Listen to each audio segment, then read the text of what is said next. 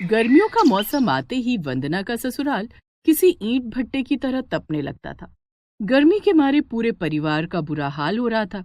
ऐसे में वंदना ने अपने ससुराल वालों को गर्मी से बचाने के लिए देसी जुगाड़ अपनाना शुरू कर दिया। वंदना रसोई में खाना बना रही थी। उसकी साड़ी पसीने से गीली हो चुकी थी। ओह, कितनी गर्मी हो रही है। मैं तो पसीने से नहा गई। जब मेरी शादी हुई थी तब तो ऐसा हाल ना था।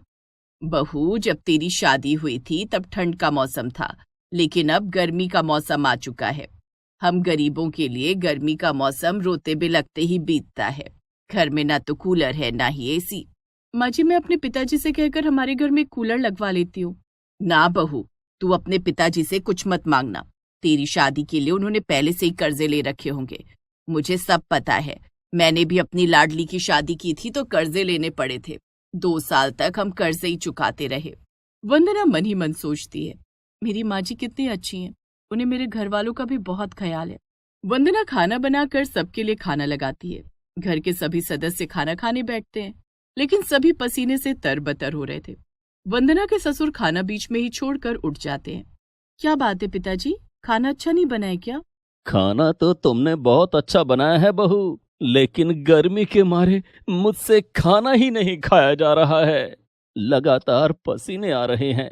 पसीना पोंछूं या खाना खाऊं, गर्मी के मारे भूख भी मर गई है। पिताजी आप बैठिए, मैं आप लोगों को पंखा कर देती हूँ। घर में एक ही हाथ पंखा था जो टूट फूट गया था।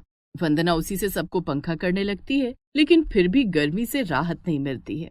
रहने दे बहू, इस हाथ पंखे से तो ठीक तरह से हवा भी नहीं लग रही है। तेरे हाथ में दर्द भी हो जाएगा। तू भी हमारे साथ खाना खा ले। नहीं माँ जी, पहले आप लोग खा लीजिए, मैं बाद में खा लूंगी। सास के मना करने के बाद भी वंदना टूटे हुए पंखे से सबको हवा करती है, जिससे सभी लोग खाना खा पाते हैं। उसके बाद वंदना खुद खाना खाने बैठती है। हाय, सचमुच कितनी गर्मी है। अभी इतना बुरा हाल हो रहा है, थोड़े दिनों में गर्मी और बढ़ जाएगी, तब हमारा क्या होगा। खाना खाकर वंदना का पति काम पर निकल चुका था और उसके ससुर खटिया पर करवटें बदल रहे थे। इस गर्मी के कारण न रात को चैन की नींद आती है और न ही दिन को। मैं तो कुएं के पास जा रहा हूँ, वहीं चादर बिछा कर लेटूंगा। मुरली गांव में बने कुएं के पास जाता है और एक पेड़ के नीचे चादर बिछा कर लेट जाता है। 2-3 घंटे के बाद जब वो घर आता है तो उसकी तबीयत खराब हो चुकी थी। उसके पैर लड़खड़ा रहे थे। हाय राम, ये आप किस तरह से चल रहे हैं? ऐसा लग रहा है जैसे आपके शरीर में जान ही नहीं है। गायत्री की बातों का कुछ जवाब दिए बिना मुरली खटिया पर गिर जाता है। ये क्या हो गया आपको? गायत्री ने मुरली का माथा छूकर देखा तो उसे तेज बुखार था। हे भगवान, आपको तो तेज बुखार है। माँ जी, लगता है पिताजी को लू लग गई है। बाहर कितनी तेज धूप है और पिताजी खुले में सो रहे थे। आप चिंता मत कीजिए, मैं पड़ोस वाली चाची के यहाँ से बर्फ मांग कर लाती हूँ। वंदना पड़ोस से बर्फ मांग कर लाती है और मुरली के हाथ पैरों में बर्फ लगाती है, जिसके बाद वो मेडिकल स्टोर से दवाई लाकर मुरली को खिलाती है। रात में वंदना मुरली को पंखा करने लगती है। वंदना बहू, तू जाकर सो जा। कब तक पंखा करती रहेगी? रात भर जागेगी तो तेरी तबीयत खराब हो जाएगी। गर्मी के मारे तो वैसे भी नींद नहीं आती है माँ जी। बहू, गर्मी का मौसम तो अभी 3 महीने झेलना है। हमें इसकी आदत पड़ चुकी है। तू अपने कमरे में जा। वंदना अपने कमरे में जाती है तो देखती है कि उसका पति नीरज कमरे में नहीं है। ये कहाँ चले गए? कहीं गर्मी के कारण छत पर तो नहीं चले गए? वंदना घर की छत पर जाकर देखती है तो नीरज छत पर टहल रहा था। सुबह काम पर नहीं जाना है क्या? आप यहाँ क्यों टहल रहे हैं? क्या करूं, कमरे में इतनी गर्मी है कि नींद ही नहीं आ रही है। क्यों ना हम सभी छत पर ही बिस्तर लगाकर सोएं? कम से कम रात में सो तो पाएंगे। हाँ, ये अच्छा उपाय है। मैं माँ पिताजी को बुलाकर लाता हूँ, तुम बिस्तर लगा दो।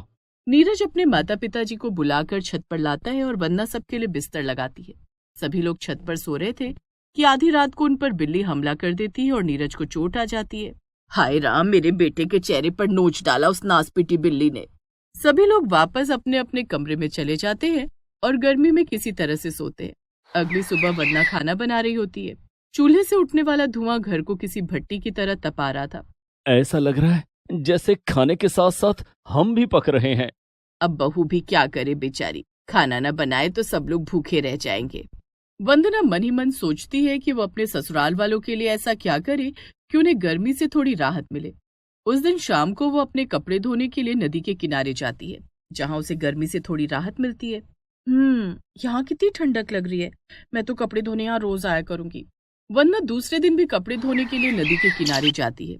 वो कपड़े धो रही थी तभी उसके मन में विचार आता है, अगर नदी की मिट्टी, ठंडा पानी और नदी किनारे की घास हमारे घर में आ जाए तो हमारा घर भी ठंडा हो जाएगा।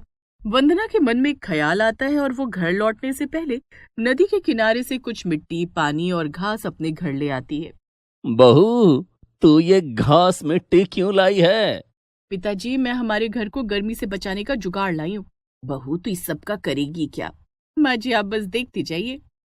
वंदना नदी से लाई गई मिट्टी को अपने घर की छत पर फैला देती है और फिर उस मिट्टी पर पानी छिड़कती है, जिसके बाद वो मिट्टी पर घास लगा देती है, जिससे छत बिल्कुल नदी की तरह ठंडी हो जाती है। छत के ठंडा होने की थोड़ी देर बाद पूरा घर ठंडा हो जाता है। अरे वाह, हमारा घर तो बहुत ठंडा हो गया है। ऐसा लग रहा है जैसे घर में एसी लगा हो। बहू ने घर को ठंडा करने के लिए बहुत मेहनत की है।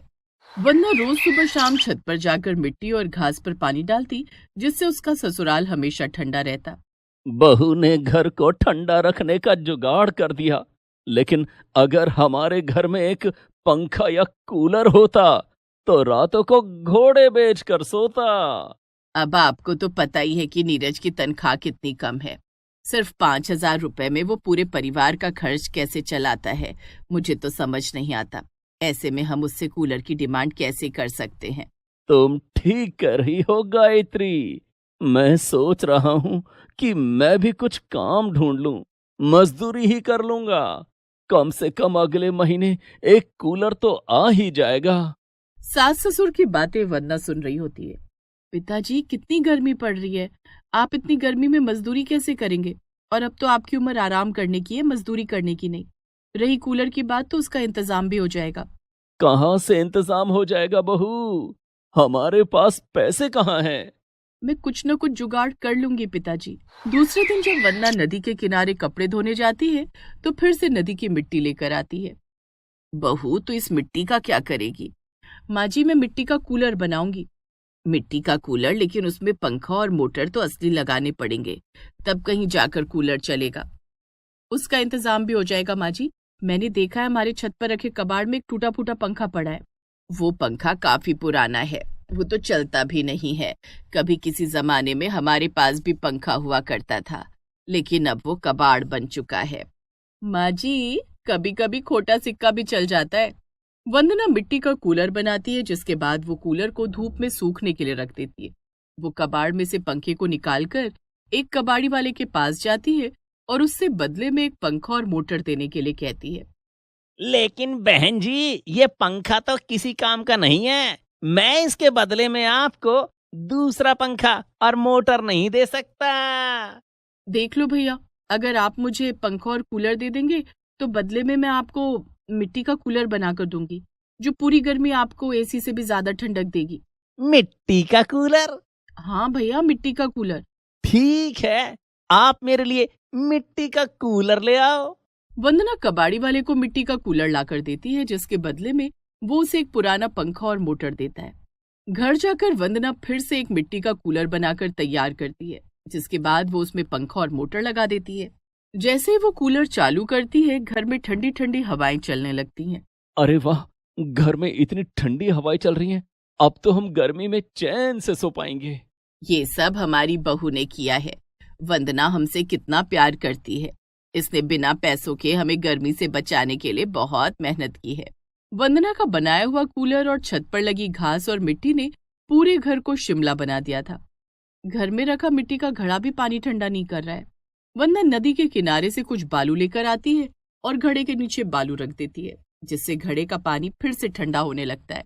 वाह बहू, तूने अपने जुगाड़ से हम गरीबों की मुश्किलें हल कर दी। ये तो मेरा फर्ज है पिताजी। मेरा परिवार गर्मी के कारण परेशान हो, ये मैं कैसे देख सकती हूँ? वंदना के जुगाड़ से उसके ससुराल वालों के लिए गर्मी का मौसम भी सुहाना हो जाता है।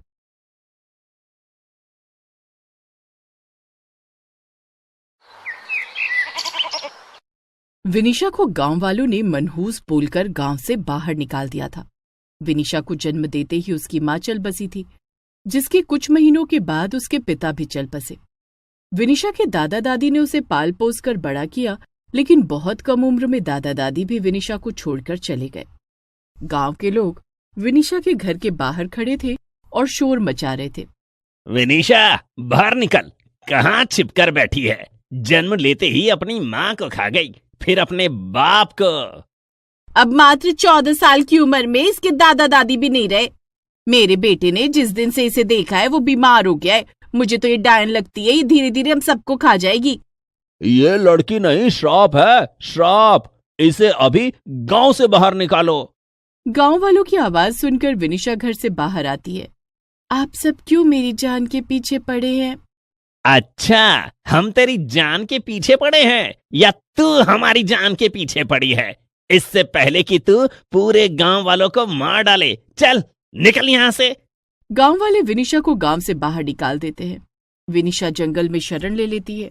हे भगवान, कितनी गर्मी है, सूरज जैसे मेरा ही पीछा कर रहा है। अब मैं कहाँ जाऊं? विनिशा एक पेड़ के नीचे बैठ जाती है, लेकिन सूरज की तपिश इतनी ज्यादा थी कि विनिशा को गर्मी से कोई राहत ही नहीं मिल रही थी। वो पसीने से लथपथ हो जाती है। प्यास से गला सूखा जा रहा है। ये गर्मी मेरी जान ले लेगी। पेड़ के नीचे थोड़ी देर बैठने के बाद विनिशा पानी की तलाश में निकलती है। थोड़ी दूर चलने के बाद उसे एक नदी दिखाई देती है। विनिशा नदी का पानी पीती है। वो इधर उधर देखती है तो उसे नदी के किनारे कुछ फलदार पेड़ दिखाई देते हैं। विनिशा फल तोड़कर खाती है। वाह, पीने का पानी और खाने के लिए मीठे फल मिल गए। खाने पीने का इंतजाम तो हो गया। अगर रहने का इंतजाम भी हो जाता तो कितना अच्छा होता। विनिशा नदी के किनारे बैठकर सोचने लगती है कि रहने के लिए वो क्या इंतजाम करे। क्यों ना नदी की मिट्टी और पानी से अपने लिए घर बना लूं। जिस तरह गर्मी में मटके का पानी ठंडा और शीतल रहता है, उसी तरह अपने लिए एक मटका घर बना लेती हूँ, जो मुझे इस तपती गर्मी में राहत देगा। विनिशा नदी के किनारे से मिट्टी निकालना शुरू करती है।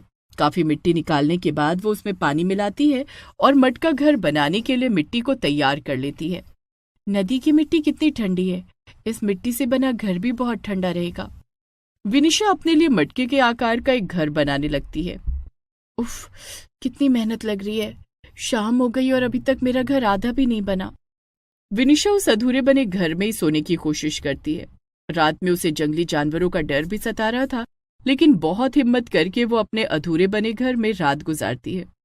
दूसरे दिन सुबह होते ही वो फिर से अपना मटका घर बनाने लगती है। आज तो अपना घर बना ही लूंगी। वो सारा दिन मेहनत करके शाम तक अपने लिए मटका घर बनाकर तैयार कर लेती है। वाह, मेरा मटका घर कितना सुंदर लग रहा है। वो अपने मटके घर के अंदर जाती है और घर की जमीन को भी मिट्टी से लेप कर सोने के लिए तैयार कर लेती है। आज रात अपने मटका घर में सोऊंगी, मुझे बिल्कुल भी गर्मी नहीं लगेगी। विनिशा मटका घर के अंदर सो जाती है, लेकिन उसके मटका घर के अंदर भी गर्मी लगने लगती है। दूसरे दिन सुबह जब वो सोकर उठती है, मटका घर बनाने के बाद भी रात में मुझे गर्मी लग रही थी। ऐसा क्या करूं कि मेरा घर बिल्कुल बर्फ की तरह ठंडा रहे? दादी मटके को गीले कपड़े से ढक कर रखती थी, जिससे मटके का पानी बहुत ठंडा रहता था। विनिशा अपनी दादी की एक सूती साड़ी को पानी में गीला करके अपने मटका घर की छत को ढक देती है। अब मेरा मटका घर ठंडा रहेगा। वो पेड़ से फल तोड़ती है और खाकर अपना मटका घर में आराम करती है। मटका घर को गीले कपड़े से ढकने के बाद मेरा घर बहुत ठंडा हो गया है। अब मुझे गर्मी से डरने की कोई जरूरत नहीं है। वो बार बार नदी के पानी से साड़ी को गीला करती और अपने मटका घर को उससे ढक देती। इसी तरह से विनिशा की जिंदगी अच्छी चल रही थी। इधर भीषण गर्मी के चलते गांव वालों का बुरा हाल हो रहा था। भैया, मेरी पत्नी की तबीयत बहुत खराब है। वैद्य जी बोल रहे हैं कि गर्मी के कारण उसे डिहाइड्रेशन हो गया है। शहर ले जाकर पानी चढ़वाना पड़ेगा। भैया, हमारे बेटे का भी यही हाल है। जल्दी शहर ले जाकर इलाज नहीं करवाया तो उसकी जान को खतरा हो सकता है। तो चलो, देर क्यों करना, हमारा परिवार ही हमारे लिए सब कुछ है भैया। दोनों ग्रामीण अपने अपने बीमार परिजनों को खटिया पर लेकर शहर की ओर जाने लगते हैं। उनकी मदद के लिए कुछ और ग्रामीण उनके साथ साथ शहर जा रहे थे, लेकिन गर्मी इतनी ज्यादा थी कि उन सब की तबीयत बिगड़ने लगती है। वे सभी जंगल में नदी के किनारे पहुंच जाते हैं और वहीं बैठ जाते हैं। ऐसा लगता है कि बीमारों को शहर पहुंचाने से पहले हम सब बीमार पड़ जाएंगे। ये गर्मी तो शहर पहुंचने से पहले ही हमारी जान ले लेगी। लेकिन हमें किसी तरह शहर तो पहुंचना ही पड़ेगा। लेकिन कैसे? मेरी तो अब एक कदम भी चलने की हिम्मत नहीं हो रही है। पहले नदी का शीतल जल पीकर अपनी प्यास बुझाते हैं, फिर सोचेंगे कि आगे क्या करना है। सोचने का वक्त कहाँ है हमारे पास। मेरी पत्नी की हालत बिगड़ती जा रही है, क्या करूं कुछ समझ नहीं आता। ऐसा कहते कहते सोनू बेहोश होकर जमीन पर गिर जाता है। अरे क्या हुआ सोनू भैया? ग्रामीण सोनू को नदी का पानी पिलाते हैं और उसके मुंह पर पानी के छींटे मारते हैं। तब कहीं जाकर सोनू को होश आता है। इस तरह से तो हम सभी गर्मी के चलते मारे जाएंगे। वो देखो भाइयों, कितना बड़ा मटका है। इस जंगल में इतना बड़ा मटका किसने बनाया होगा? वो मटका नहीं है, मटके के आकार का घर है। मटके के आकार का घर? ऐसा घर तो मैंने पहली बार देखा है। लेकिन वहां कौन रहता होगा? वहीं चलकर देखते हैं, शायद हमें वहां कुछ मदद मिल जाए। सभी ग्रामीण मटका घर के पास जाते हैं और आवाज लगाते हैं। क्या कोई हमारी मदद कर सकता है? आवाज सुनकर विनीशा बाहर आती है। उसे देखकर सभी ग्रामीण चौंक जाते हैं। विनीशा, तुम? हाँ चाचा, और कहाँ जाती? आप लोगों ने मुझे गांव से बाहर निकाल दिया। मेरे पास जंगल में रहने के अलावा और कोई चारा नहीं था। लेकिन ये घर मैंने बनाया है। इस घर में मुझे बिल्कुल भी गर्मी नहीं लगती। इस भीषण गर्मी में भी मेरा मटका घर बर्फ की तरह ठंडक देता है। आप लोग बाहर क्यों खड़े हैं? मेरे घर में आइए और आराम कीजिए। मैं आप लोगों के खाने पीने का इंतजाम करती हूँ। नहीं विनीशा, हमने तुम्हें गांव से बाहर निकाला है। हम किस मुंह से तुम्हारे घर में शरण ले सकते हैं? आप लोग अतिथि हैं और मेरे घर पर आए हैं। अतिथि चाहे किसी भी रूप में हो, वो भगवान का रूप होता है। आप लोगों का मेरे घर में स्वागत है। विनीशा के अनुरोध करने पर सभी ग्रामीण उसके मटका घर के अंदर जाते हैं, जहां उन्हें बहुत ठंडक मिलती है। सचमुच मुझे यकीन नहीं हो रहा है कि बाहर इतनी भयानक गर्मी है। इस घर के अंदर कितनी ठंडक है। यहाँ आराम करके बड़ा आनंद आएगा। सभी ग्रामीण आराम करने लगते हैं। विनीशा नदी किनारे पेड़ों में लगे रसीले फल तोड़कर लाती है और सभी को खाने के लिए देती है। सभी लोग खा पी कर मटका घर में आराम करते हैं। दूसरे दिन जब वे सोकर उठते हैं तो देखते हैं कि सोनू की पत्नी और गजोदर का बेटा दोनों उठकर बैठे थे। मेरी चुन्नी पिछले 6 दिन से बिस्तर से उठ नहीं पा रही थी, वो आज उठकर बैठी है। मेरी तबीयत बिल्कुल ठीक हो गई है। इस घर के अंदर कितनी ठंडक है, जिस कारण मेरी तबीयत ठीक हुई है। मुन्ना की तबीयत भी ठीक हो गई है। अगर हमारे गांव में सबके ऐसे ही घर हों तो इस गर्मी में कोई बीमार नहीं पड़ेगा और न ही शहर जाने की जरूरत पड़ेगी।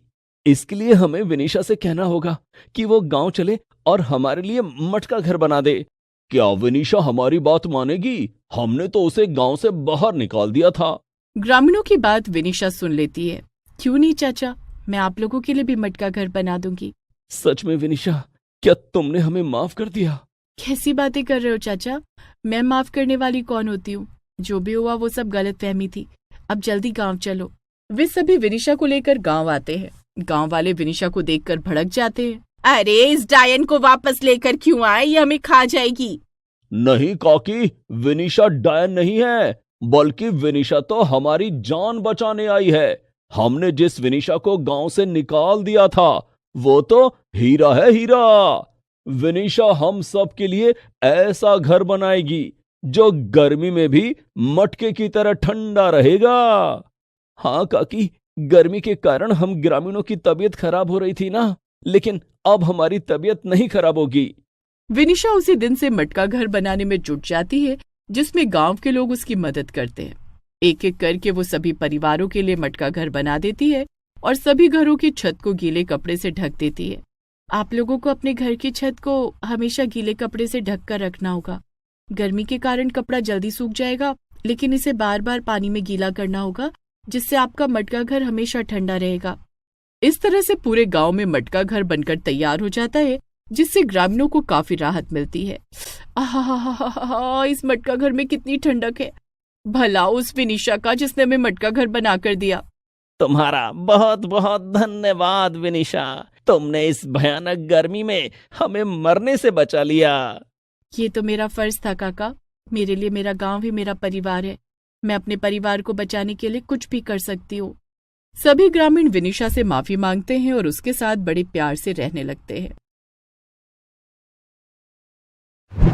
Please subscribe this channel.